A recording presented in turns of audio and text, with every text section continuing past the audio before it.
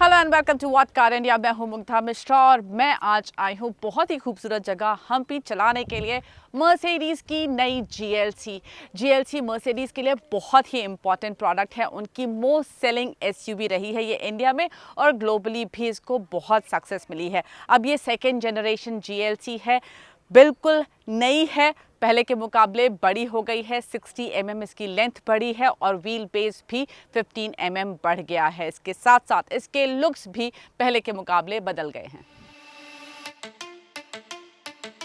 इस second generation GLC के look की जो बात मुझे खास लगती है वो ये कि ये एक एसयूवी स्टाइल है, प्रॉपर एसयूवी ये दिखती है। फिर भी मर्सिडीज़ की गाड़ियों में जो एक अंडरस्टेटेड एलिगेंस होती है वो यहाँ पर आपको दिखाई देती है।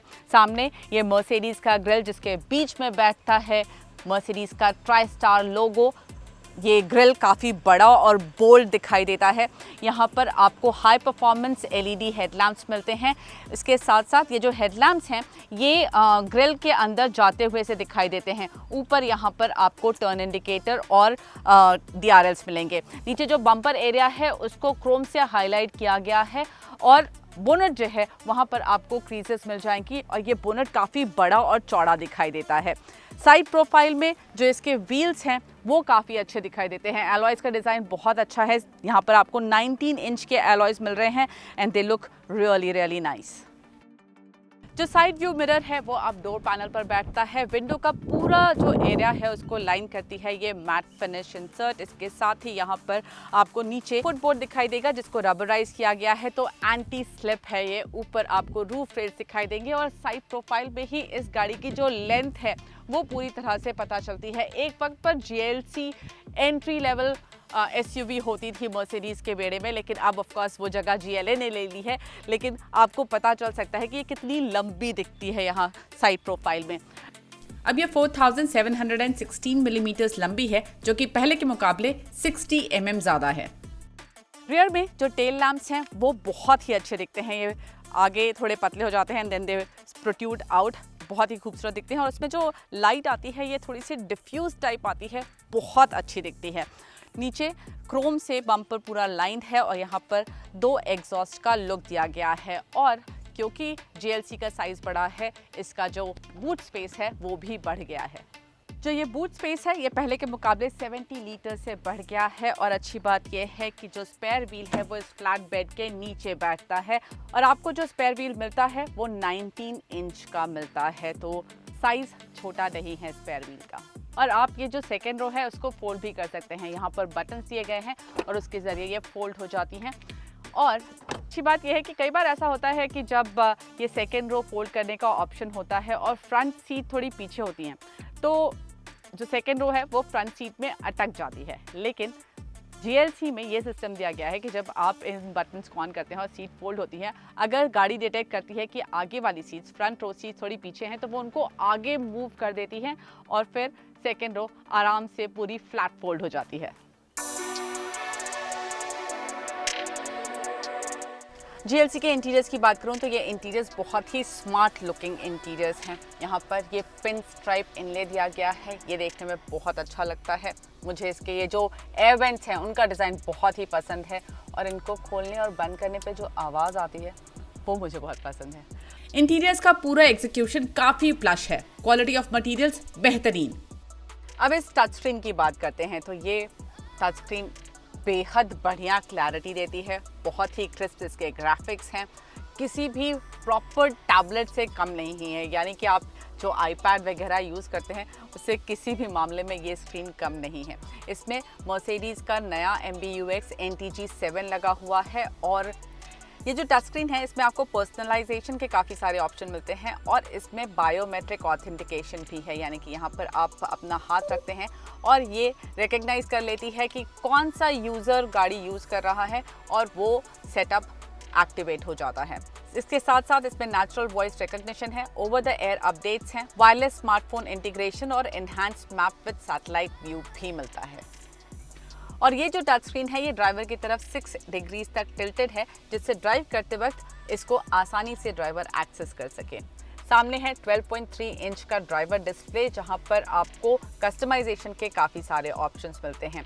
स्टीयरिंग माउंटेड कंट्रोल्स हैं और जो लेफ्ट हैंड के कंट्रोल्स हैं उससे ये जो टच स्क्रीन है वो मैनेज होती है और राइट हैंड साइड के जो कंट्रोल्स हैं उससे आप ये ड्राइवर डिस्प्ले मैनेज करते हैं।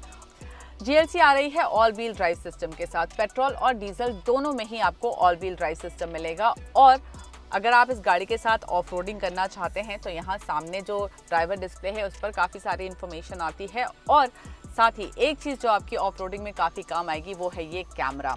इसके 360 डिग्री कैमरे के आउटपुट की क्लैरिटी इतनी है मानो 4K में शूट हुआ हो और ऑफ रोडिंग मोड में तो ये काफ़ी कामगर साबित होता है। पहले तो जब आप 20 kph से कम की स्पीड पर होते हैं तो ये आप कौन से एंगल पर जा रहे हैं, स्टीयरिंग का जो डायरेक्शन है वो यहाँ सामने आ जाता है और गाड़ी का डायरेक्शन किस एंगल पर गाड़ी टिल्टेड है यहाँ पर आ जाता है। और अगर कहीं आप 8 kph से नीचे हैं तो आप यहाँ पर अंडर बोनट व्यू भी देख सकते हैं। वो इस तरह से काम करता है कि कैमरा आगे का व्यू रिकॉर्ड कर चुका होता है और जब आप उससे गुजरते हैं, जब आप गाड़ी मूव करती है आगे, तो जो आगे की रिकॉर्डिंग है वो यहाँ पर प्रोजेक्ट होती है। तो अगर कोई चीज़ अगले 1-2 सेकंड में आगे बदल जाती है तो वो आपको नहीं दिखाई देगा, लेकिन वो ऑफरोडिंग में काफ़ी काम आ सकता है क्योंकि अगर कोई बड़ा पत्थर है तो आप देख सकते हैं रियल टाइम में कि वो कहाँ पर प्लेस्ड है and that can be really helpful while off-roading. अब इन सीट्स की बात करते हैं तो ये सीट्स काफ़ी कंफर्टेबल हैं। साइज़ इनका और इनका जो कंटूरिंग वगैरह है वो बहुत अच्छी है, लेकिन मुझे लगता है कुशनिंग थोड़ी सी हार्ड साइड पर है। इसमें आपको हीटिंग का फंक्शन मिल रहा है। इंडियन कंडीशन में तो वो काम नहीं ही आने वाला है, but these are totally electrically adjustable. यहाँ पर ये बटन्स दिए गए हैं जिनसे आप इनको पूरी तरह से अपने हिसाब से एडजस्ट कर सकते हैं और 3 मेमोरी सेटिंग्स यहाँ पर स्टोर की जा सकती हैं, यानी कि 3 इंडिविजुअल ड्राइवर्स के लिए ये सीट तैयार हो जाती है। और एक और कमाल की बात बताती हूँ, अब ये जो सीट है ये भी आपकी मदद कर सकती है एक परफेक्ट ड्राइविंग पोजीशन लाने में। कैसे? स्क्रीन पर जाइए, अपनी हाइट डालिए और गाड़ी खुद ब खुद आपके लिए एक अच्छी पोजीशन लाकर रख देगी।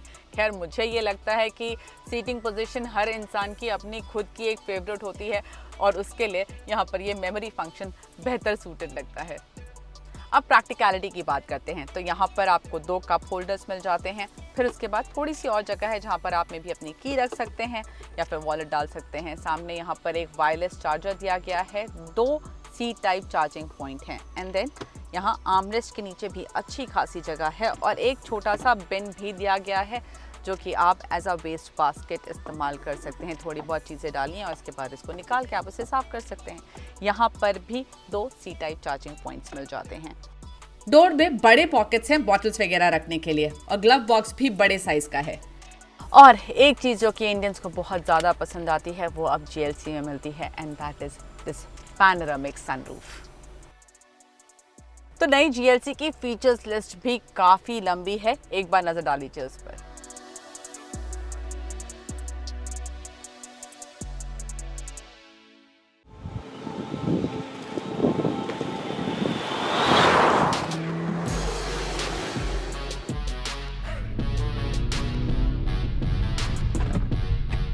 GLC पेट्रोल और डीजल इंजन ऑप्शन के साथ 9 अगस्त को लॉन्च होगी।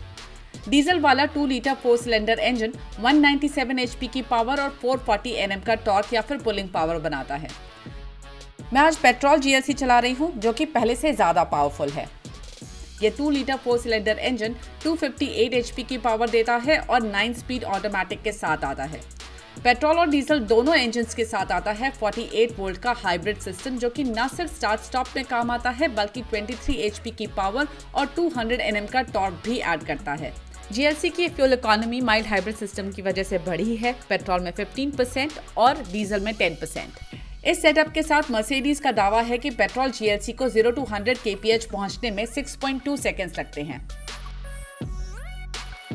और ये साफ हो जाता है कि GLC काफ़ी क्विक है तब जब आप इसको स्पोर्ट्स मोड में डालें और एक्सीलरेटर पेडल पुश करें। जो एक्स्ट्रा पुलिंग पावर है इसमें वो पता चलती है। इसमें स्पोर्ट्स मोड के अलावा कंफर्ट और इको मोड भी है। नई GLC में पहले के मुकाबले लगभग 40 HP पावर ज़्यादा है। ये जो एक्स्ट्रा पावर है वो ज़रूरी भी थी क्योंकि जो ये नई GLC है ये पुरानी वाली GLC से करीब 100 kg ज़्यादा भारी है, तो वो एक्स्ट्रा पावर और टॉर्क काफ़ी काम आता है। GLC क्विक तो है, लेकिन इस पे जो पावर आती है वो अचानक से नहीं आती। It's not a peppy engine. ये पावर आपको देता है काफी लीनियरली और smoothly. But for a petrol engine मुझे लगा इसमें थोड़ी सी नॉइज ज्यादा पता चलती है। नई GLC का जो सबसे बड़ा प्लस पॉइंट है वो इन ट्विस्टेड रास्तों पर सामने उभर कर आ रहा है, और वो ये कि ड्राइवेबिलिटी इस गाड़ी की बहुत ही बढ़िया है। ये स्टीयरिंग रिस्पॉन्स बहुत अच्छा है, और ट्विस्ट एंड टर्न्स पर ये गाड़ी फॉर एन SUV काफ़ी स्टेबल और इन कंट्रोल पता चलती है।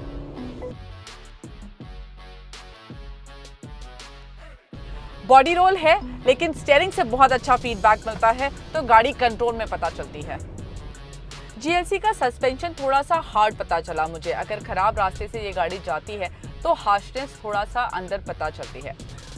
अनकंफर्टेबल नहीं है, लेकिन खराब रास्ते का एहसास आपको गाड़ी के अंदर होता रहता है, और वो थोड़ी सी आउट ऑफ कैरेक्टर बात लगती है, क्योंकि मर्सिडीज की गाड़ियों से हम एक्सपेक्ट करते हैं कि आपको एक बहुत कंफर्टेबल कुशनी राइड मिलेगी। भले ही वो उतनी कुशनी ना हो जितने की एक एयर सस्पेंशन वाली E क्लास में मिलती है, लेकिन फिर भी एक कंफर्टेबल राइड एक्सपेक्ट करते हैं। लेकिन नई GLC में वो राइड थोड़ी सी ज्यादा हार्श पता चली मुझे। एक और शिकायत है मुझे इस गाड़ी से, और वो है इस टच स्क्रीन से। ये नया NTG 7 सिस्टम पहले तो बहुत ही बढ़िया रिस्पॉन्स है इसका, मैं पहले भी बोल चुकी हूँ। इसमें जो 360 डिग्री कैमरा है उसकी क्लैरिटी बहुत अच्छी है, तो ये तो पॉजिटिव बात हो गई। लेकिन इस गाड़ी के सारे फंक्शंस आपको ज़्यादातर इस स्क्रीन से ही मैनेज करने हैं, और वो मेरे लिए थोड़ी सी नेगेटिव बात है। थोड़े बहुत जो बटन्स दिए गए हैं, वो सारे जो बटन्स हैं वो क्लिक वाले नहीं हैं। ये सारे ज़्यादातर जो है वो टच सेंसिटिव बटन्स हैं, और उनके साथ ड्राइव करते वक्त अगर आप इनको मैनेज करना चाहते हैं तो थोड़ा सा मुश्किल पता चलता है। और इस गाड़ी में एक जो बहुत ही इंपॉर्टेंट जगह है, सेकेंड रो, वहाँ ले चलती हूँ अब आपको।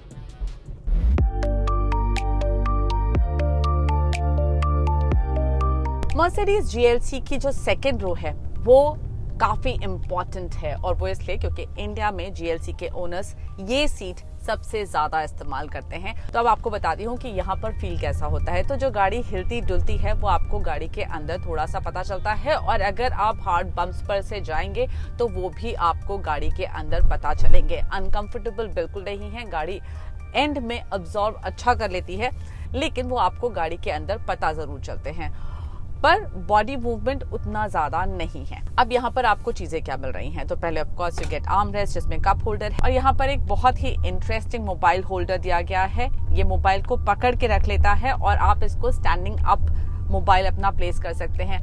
आई थिंक ये काफी काम आएगा उस सिचुएशन में जब आपको से फॉर एग्जाम्पल अपना कोई वीडियो देखना है, या फिर आप कुछ काम भी करना चाहते हैं मोबाइल पर, तो then you can make your mobile stand here, और फिर आप काम कर सकते हैं। अब यहाँ पर आपके लिए 2 AC वेंट्स दिए गए हैं। पीछे सेपरेट टेम्परेचर कंट्रोल नहीं है। नीचे 2 C टाइप चार्जिंग पॉइंट्स दिए गए हैं। टनल थोड़ी चौड़ी है, तो अगर 3 लोगों को बैठना है तो थोड़ा सा यहाँ पर उनको एडजस्ट करना पड़ेगा। अब इस डोर में जो आर्मरेस्ट दिया गया है उसका ट्रीटमेंट मुझे बहुत ही अच्छा लगता है। ये मैट सिल्वर फिनिश में बहुत देखने में बहुत अच्छा है। इसका फ्लोटिंग टाइप इफेक्ट है, और ये बहुत पसंद आता है। पहली बार हमने इसे C क्लास पे देखा था, उसके बाद यहाँ पर भी उसका इस्तेमाल किया गया है। ये जो पैनल लिया गया है उसको भी फ्लोटिंग टाइप इफेक्ट दिया गया है। एंड देन आपके लिए यहाँ पर प्राइवेसी शील्ड है, और जो विंडो का साइज है वो भी काफी बड़ा है, तो खुलेपन का एहसास होता है, और खुलेपन का एहसास इस पैनोरामिक सनरूफ की वजह से और भी बढ़ जाता है। नई GLC की कीमत फिलहाल अनाउंस नहीं हुई है, लेकिन मुझे उम्मीद है कि इसकी कीमत 70 से 75 लाख के आसपास होगी। GLC मर्सिडीज की हाईएस्ट सेलिंग SUV रही है, और लगता है कि ये उस पोजीशन को वापस पाने के लिए तैयार है। हाँ, राइड बहुत कंफर्टेबल नहीं है और सीट्स भी थोड़ी फर्म है, लेकिन ये दिखती अच्छी है। लग्जरी SUV के कैरेक्टर में फिट बैठती है। ऑल व्हील ड्राइव कैपेबिलिटी के साथ आती है। लेटेस्ट टेक इसमें भरा हुआ है, और स्पेस काफ़ी अच्छा मिलता है। इन खूबियों की बदौलत ही ये BMW X3, Audi Q5, Lexus NX, discovery sport, Volvo XC60 जैसी गाड़ियों को टक्कर देगी।